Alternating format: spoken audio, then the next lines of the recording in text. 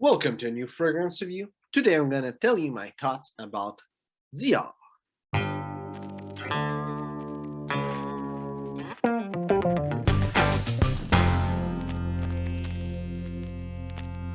So in today's video I'm gonna tell you what I think about the brand Dior as a whole, both the brand and the perfume. So I haven't tried every perfume of Dior, but I've tried a couple of them, so I can have a good idea of the brand. I haven't reviewed a lot of them, though I've smelled on paper a bit more fragrance than what I actually tried and reviewed. And also, Dior is one of the most popular brand. And I watched a video by Fragrance Apprentice, and you should watch it. I think it was called The Death of Dior or something like that, or The Fall of Dior. I'm not quite sure. But you should take a look at that video. It's really interesting. It was a bit long, but was really interesting. It was telling about how Dior changed, and I was not really into perfumery in the time, so I haven't seen any change in Dior, though I can see the evolution of the fragrance because they have a bunch of fragrance that kind of showcase what they were doing in those era, and I can tell you that indeed it changed.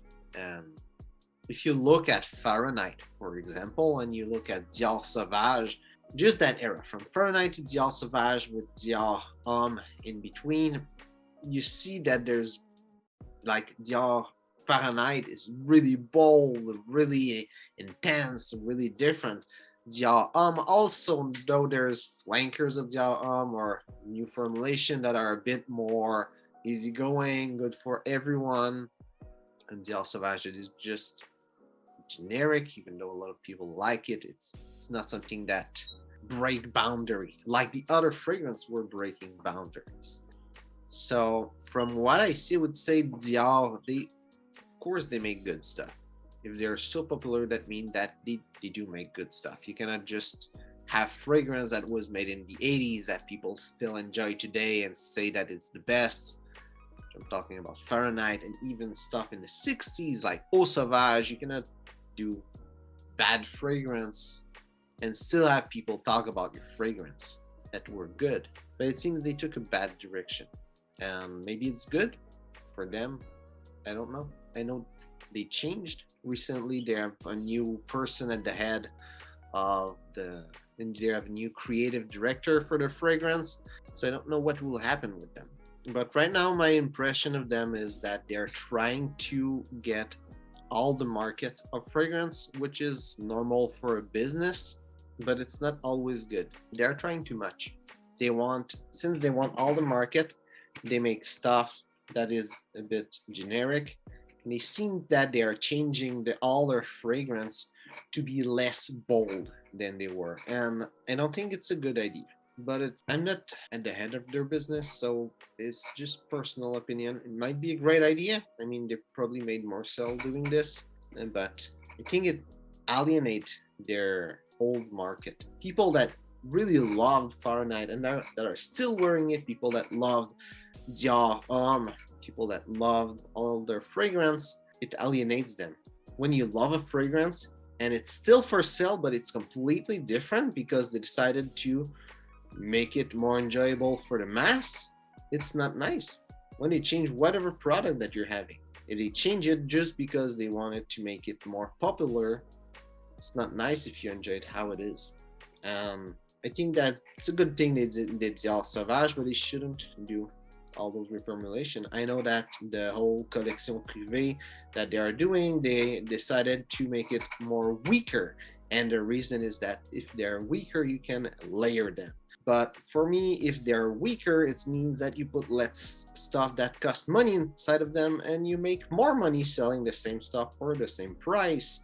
So you're kind of screwing your actual customer in the hope of getting more. I don't know what will happen with them, but I think the direction they're taking seems to have people that still buy their product. So even though I don't agree, I think it's a good idea because seems to work with them. But my impression is that they are kind of killing the creativity and they're turning into a creative business because perfumery is an art, and they are turning from art just mass producing. And I can talk a lot about this and about how the world is changing, and right now people, they don't have the same money they had before. So blue fragrance kind of fill the need of the market of people that don't have the money to buy 5, 6, 7 bottle of perfume for every kind of event they're having. You cannot wear Fahrenheit at every single situation. If you have Fahrenheit as a perfume, you need at least another one to kind of fill the gap, or you can wear it and just be the guy that wear Fahrenheit everywhere. But there's a need, there's a market. They do it. I think they are not in the world of art anymore. Still think they do good product, and the fact that they sell shows it. Though the fact that they sell shows that they're good in marketing more than they make good product. But it's still good enough for people to buy it again and again. I don't know what will happen with them.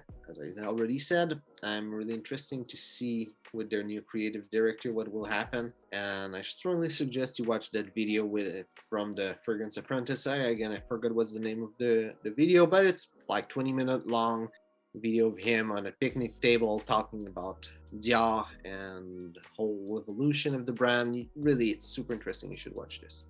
So, hope you enjoyed the video. If it's the case, well, like and share. If you enjoy or dislike Dior, tell me in the comment what you think about them. So thanks for watching. See you soon.